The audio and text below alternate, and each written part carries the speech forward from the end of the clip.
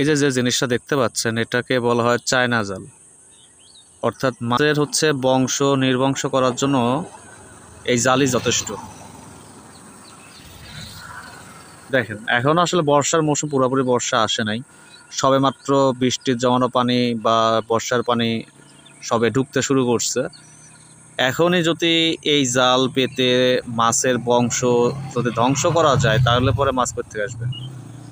এটা এমন একটা আধ্যাত্মিক জাল যে পোনা মাছ থেকে শুরু করে বড় মাছ কেউ বাদ চায় না, সবাই এই জালে আটকে থাকে, সাপ ব্যাঙ সহকারে।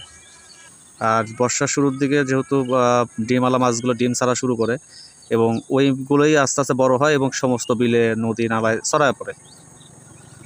আর এরকম জাল যদি থাকে তাহলে পরে ডিমওয়ালা মাছটাও যাবে, ডিম ফুটে যে পোনা মাছটা হয়েছে সেটাও শেষ। মানে বাঙালি আর কিছু অন্য বাঙালির এটা খাওয়ার দরকার নাই, আমি জাল পাচ্ছি মানে আমি খাইলেই হইলো, দেশের মানুষ খাক না মুড়ি খাক সমস্যা নেই, মাছ খাওয়ার দরকার নেই। প্রত্যেকটা এলাকায় এর প্রচুর পরিমাণে মানে বংশ বিস্তার হয়ে গেছে অলরেডি। সারা দেশে এই চায়না জাল নিধনের প্রক্রিয়াও চলে, কিন্তু আসলে খুব একটা কার্যকর হয় না। যদি দেখা যায় পরিপূর্ণ বর্ষা চলে আসছে তখন এটা ব্যবহার করলে একটা মেনে নেওয়া যায়, কিন্তু বর্ষা আসেই নাই, এখনই যদি এই অবস্থা হয় তাইলে পরে আসলে মাছ আসবে কোত্থেকে বলেন, আপনারাই বলেন। পারলে ভিডিওটা শেয়ার করেন। ধন্যবাদ।